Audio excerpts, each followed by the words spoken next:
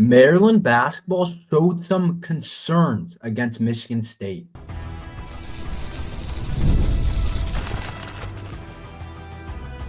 You are Locked On Terps, your daily podcast on the Maryland Terps, part of the Locked On Podcast Network, your team every day. What's up, everyone? I'm Tre Moore, host of Locked On Terps, part of the Locked On Podcast Network, your team every day. So thank you for making us part of your day. And I'm also doing work at Inside Black and Gold. So make sure you guys head over to insideblackandgold.net for all your latest Terps news. Maryland basketball, I thought, showed some real concerns against the Michigan State Spartans. I don't want to overreact to this Michigan State game, and I do think that a lot of it was just one game, and you can kind of flush a lot of the things that happened in that game against Michigan State. And we obviously talked about the game yesterday, but I do think Maryland basketball showed some stuff that could be a concern for the rest of the season. And it's my job to tell you guys those things if I see them. I'm not going to lie to you guys and be like, it's all sunshine and rainbows from here on out. I think we have a really good team, and I think we've done some really good things this year, and I think we're in a really good spot. But Michigan State did show some stuff this year that are concerns that I thought in my head were concerns, but I hadn't really seen it happen. The first game of the season, where offensively we just couldn't do much. I think it was the lowest points we scored this year offensively to any team. We haven't came close to what we did offensively against Michigan State, where we just couldn't get things going and where things just weren't working the right way. We didn't shoot the ball well. And that's one of the parts that I'm like, okay, you can flush that. A bad offensive day, you can flush. A day where you shoot, 20% from the three-point arc, you can flush that. Those days are going to happen. Those things are going to happen. Obviously, you don't want them to. Obviously, you want them to shoot the ball great every day, but that's not basketball. No matter what level of basketball you're talking about, that's not what happens. You're not going to shoot the ball at a high level every single game, but that's not what I'm really talking about when I talk about the concerns. Obviously, offensively, we weren't that great, but I think we have too big of a sample size of Maryland being a good offensive team this year. We dropped 101 points against Iowa. We scored 88 against USC. We scored 90 against Rutgers. We scored 91 against Illinois on the road. Like, we've had some big offensive performances. So I can't say that this one game makes me say, oh, Maryland's not a good offensive team. But I do think that there is a little bit of concern for me with something with our depth right now. I think that that's something. I think that matters. And I think that later on and in some of these games, it really can hurt the Terps. And you look at this Michigan State team and you say, they are really deep. It's the opposite of Maryland. Maryland's a top-heavy team. We have a lot of really good players in our starting five, obviously with the nickname, the Crab Five, and all those different things. People really like the top of Maryland's roster, but people love the 10 guys on Michigan State's roster. There might not be as obvious of a really great five, but they showed that the formula for winning for them is having a deeper team. Like, there was only one player in double digits for them with Jace Richardson, and I thought they played pretty poorly offensively, but they have a recipe to win even when they don't play well offensively, and it showed last night against Maryland. And to me, the depth thing is really a concern that is something that can't be fixed. Offensively, there's too big of a sample size for me to be like, yeah, that's a real concern. Yeah, that's not going to get fixed. Like I said, 101 points against Iowa. We've had some huge games, 83 against Nebraska, 88 versus USC, 90 versus Rutgers. Like, we've had some big games, 91 versus Illinois. But the depth part of it has been there's been a big enough sample size to know that this depth is an issue, and nobody can tell me it's not. And last night against Michigan State, I think it hurt. We don't have a single guy that can come off the bench that really can make a shot from the guard spot that I'm like, yeah, he can go get a shot. Like, oh, yeah, he can go get his own. Like, a real six-man from the guard spot that you're like, okay, Rodney Rice has to sit down, who's been our most consistent guy all year, I think, especially over this last, 8 to 10 game stretch. he has to sit down or Gillespie has to sit down, oh, we feel good about bringing in a guy that can shoot the three ball, can still create offense. Maybe he's not a 20-point per game guy like Rodney Rice, but he shoots 40% from three or something like that. And I think we've seen a Michigan State team now that has guys that can do it all down their roster, up and down the roster now. And it hurts to not have that from the Maryland team. And it's concerned. And I think that usually for the last, 6, 7, 8 games, we've seen a Maryland starting five just go off. We've seen a Maryland starting five not struggle. We've seen a Maryland starting five not need to be picked up from the bench. But sometimes that's not realistic. And when your bench can't give you really anything in terms of scoring, didn't have a point against Michigan State, and all the pressures on the Maryland starting five, there's a huge chance, there's a bigger shot at upset material. There just is, because you're not going to have the starting guys going every single day, and that's a big reason why you need some good offensive player. I think we're fine defensively off the bench.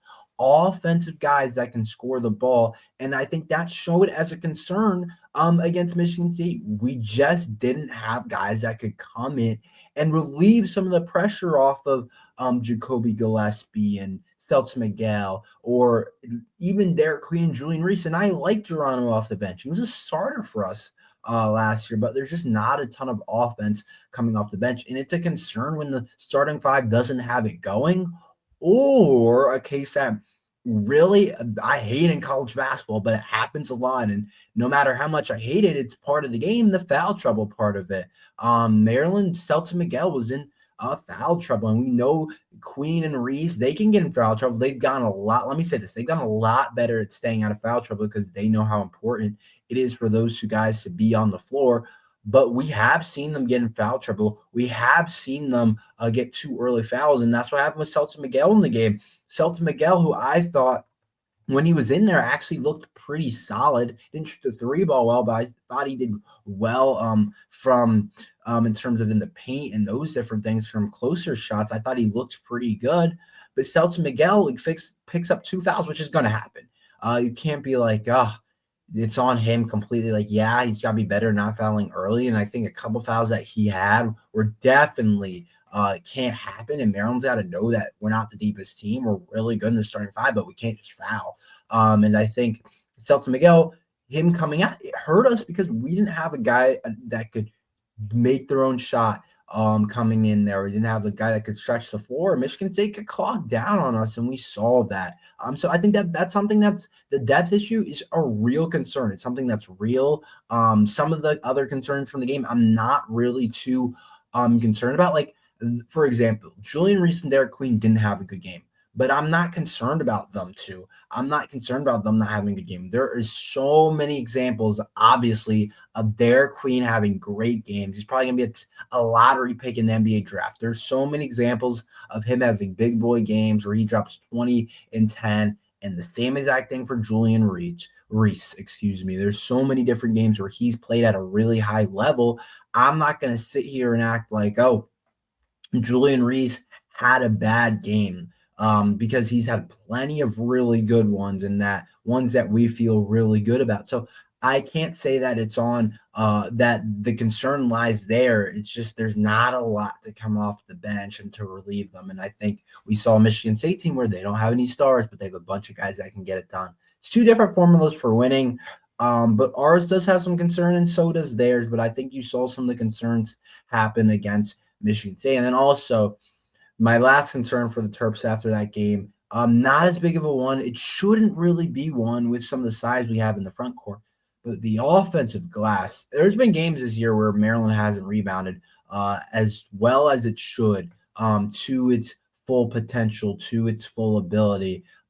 There has definitely been games this year when Maryland hasn't rebounded to its full potential. But for Michigan State to have 13 offensive rebounds compared to Maryland's 4, that just can't happen. And I don't know if this is a huge concern or just kind of a fluke performance, but there has been other games like this. It just can't happen. And I do think it's a little bit of a concern. It's not as much of a concern as the bench depth, but I think it's something where Maryland can't get offensive rebound like they did against Michigan State. They just can't. That can't happen. But I do think I don't want to overreact to the game, but I do think this was the first game in a while where it showed Maryland doesn't have any depth. Rodney Rice is really the only productive guy right now, but it doesn't really matter. And the rest of the starters aren't playing well, but there's no one to bail them out or hit a big three. And sometimes it's all you need. It's a 3-point game against Michigan State. A little bit of a bench presence definitely could have helped because Michigan State racked up a lot of bench points where Maryland ended up not. What they have, I think it's 20 bench points to Maryland 0. So it's a big difference there. And Maryland obviously has to do better in the glass. I thought defensively we played a really good game, but I just think there's a lot of concern still with this depth problem. It was good to see us have a really solid defensive game because I thought it's been good this year. Last year we were really good at it, and I think we're a good defensive team. But the Michigan State team's weird. They're a tough kind of figure out because you're like they're a top 8 team in the country, but they don't really feel like one. To be completely honest, kind of what they have offensively, it really doesn't feel like that type of group. But you got to give them credit. They get it done in the right ways, and they do, and they play the game the right way, and they offensive rebound, and all of a sudden, they're just gonna have control of the game, and that's really all you need. And we'll see what happens with them later on the season.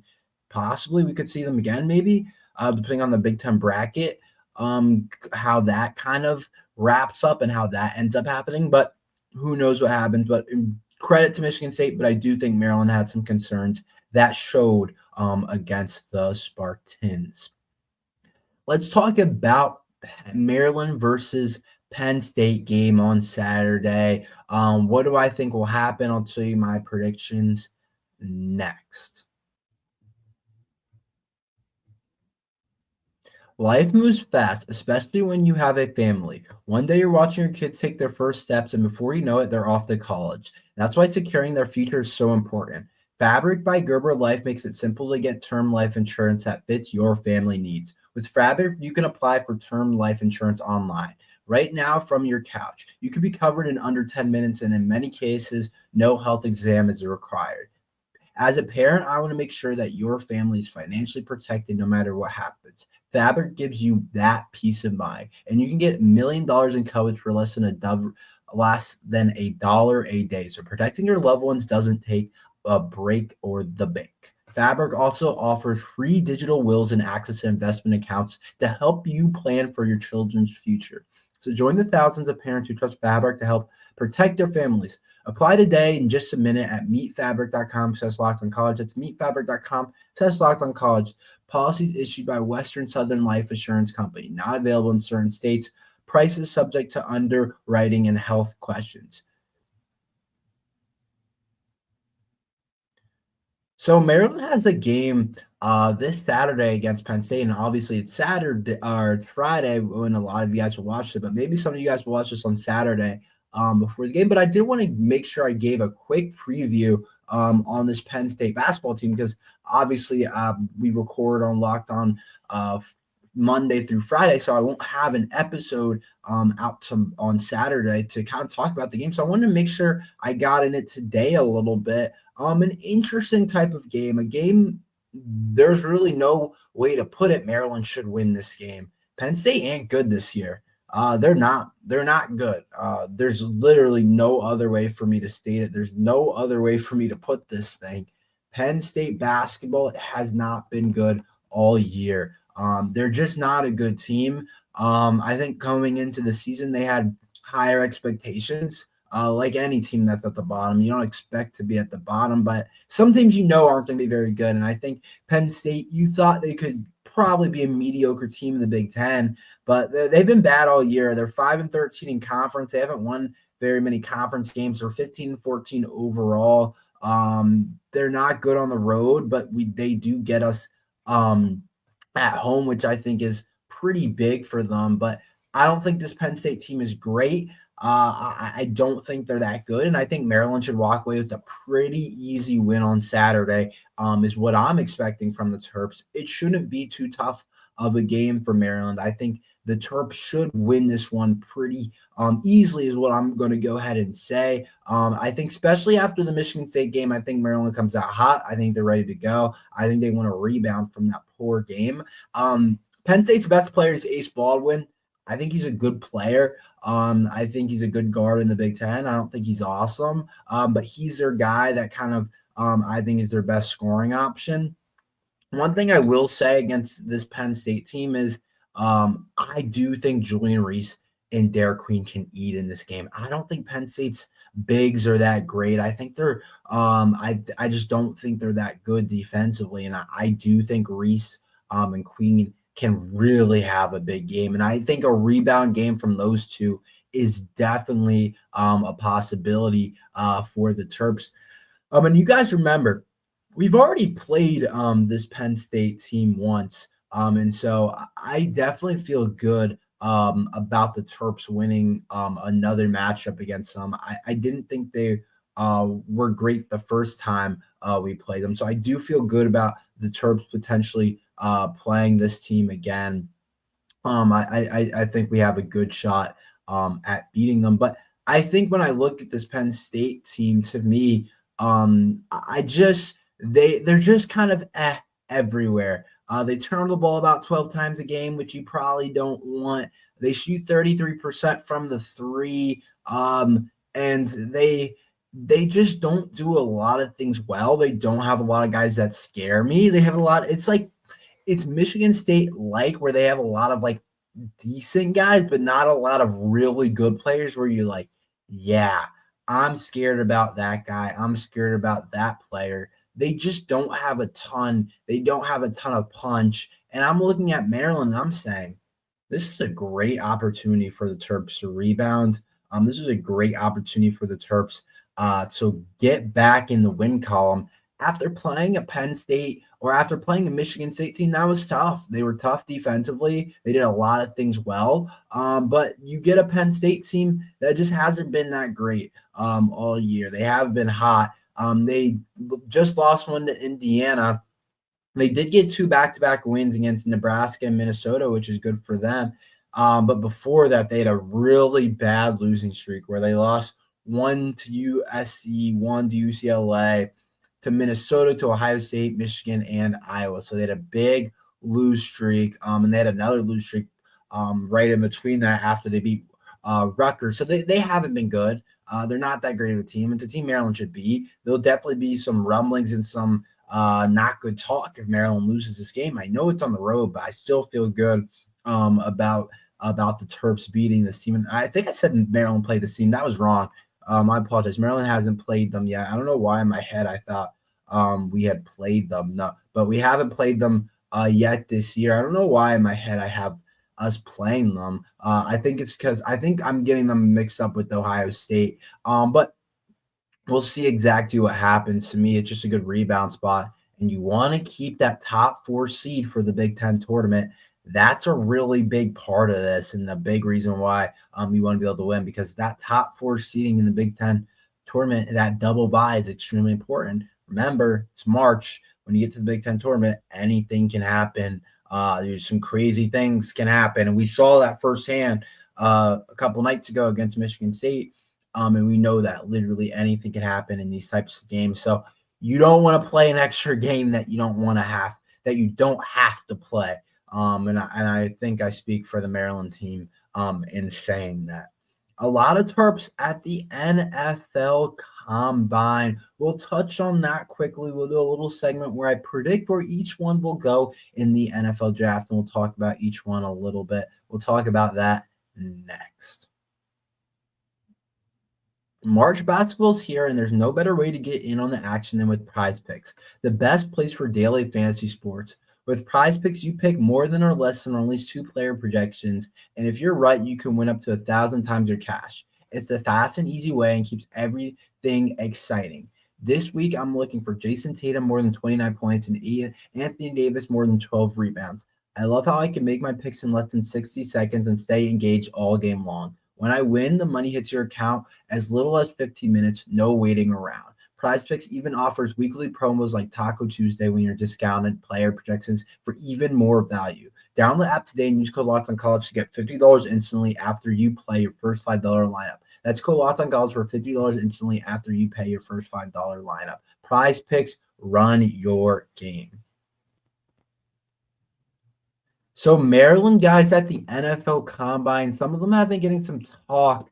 So I don't know if you guys have seen, but the Combine is happening right now. I feel like in other years I've been more in tune with it, but I'm a little bit more busy this year with school and some other things. So I'm not as in tune as I've been in the past with it, but I've been seeing what's going on with the Maryland guys, kind of seeing what's up with that kind of stuff. And obviously, we have some good players at the Combine, starting with Tommy Aking-Basote, Ty Felton, Jordan Phillips, Caden Prather, Dante Trader. And it's in Indianapolis. It always is there. And it's a pretty cool type of event, something that definitely would be cool to attend, something that would be cool to see. But I want to do a little segment, a little fun to end our Friday episode before we get back on Monday. I'm going to do a thing where we're getting closer to draft time. Stuff has come out on these players. I'm going to predict where each of these guys go. And then I'm going to see how I do in terms of how they go and where they get drafted. And I'll go ahead and say I don't know if they're all getting drafted. I just don't. And I'm not going to lie and say I think this guy's going to get drafted when I don't think he's going to. But here, I'll start with Tommy Aking-Basote. He's a tough one where I think he's right on the edge. He had a good combine today. I saw he ran a pretty good 40-yard dash, which is always good to see for the big man. And I think he definitely has the opportunity to get drafted. If he's not, I think he's a undrafted free agent. But I think depending on how some of this stuff goes, I think he's like right on the edge between like a 7th, 6th round guy to probably being a guy that's picked up right away from a team, which is all right. You can earn a spot doing it that way. Plenty of guys have done it that way where you're just picked up and you figure it out and you grind your way up that team. That can happen. Bo Braid, he did that. Last year he ended up going undrafted, but being able to make the Ravens roster, which I thought was pretty big. Ty Felton, best player last year, Biletnikoff finalist, all those different things, all Big Ten type of guy. Ty Felton was really good last year. The jumps that Ty Felton has made, I don't even think he's hit what he can become. To me, I think an NFL team drafts him possibly in the 3rd round. I'm going to say 4th round, but he could go 3rd round. Maybe even 2nd, possibly. There's always good receivers, though, but I think he could run a really good time, and I think he could go pretty high in the NFL draft. And I'm looking forward to seeing kind of where he goes because I do think that he potentially could go somewhere pretty decently high in the draft. So we'll see exactly what happens, but I do think Ty Felton is a guy that could potentially go pretty high. Jordan Phillips has been the talk of the combine. There was a post about him, about how strong he is and all these different things, how he's a freak. He's a guy that's really helped his draft stock with really good performances at the Shrine Bowl, Senior Bowl, those different things. I think Jordan Phillips is probably a 5th round pick right now. I think he goes in the top 7 of the draft, top 7 rounds of the draft. I think he's put himself in a good position to be on a team, and he's a really good player. So we'll see exactly what happens. Caden Prather is interesting. I think he probably is a 7th round, maybe undrafted guy. I just think that in terms of the NFL, I think he's right there, but I don't know if he's going to get drafted. And then moving on to Dante Trader, I think Dante's like a 6th round guy. Mel Kiper loves Dante, which always helps. So I think overall, I think 3 of them will probably get drafted. We'll see exactly what happens. It's a good look for our program. I feel like we're starting to have just every year 5, 6 guys that you feel pretty good about going to the NFL on our team, and that's a good spot to be as a Maryland football program. And hopefully Mike Locksley can continue to do that, and we can continue to get more and more and more there. But definitely like where our guys are at. I think Maryland's doing a good job with that. And I think those guys have a really good opportunity, and we'll see exactly what happens. It'll be interesting to see what time some of these other guys run. I know Aking-Basote ran. It'll be interesting to see what Dante runs and some of these other guys. By the time you're watching this, maybe some of you guys will already know. But that's all we have for today. Thank you guys for listening to Locked on Terps. Make sure you like and subscribe. We're here every day talking Maryland football and basketball. So thank you guys for listening to Locked on Terps.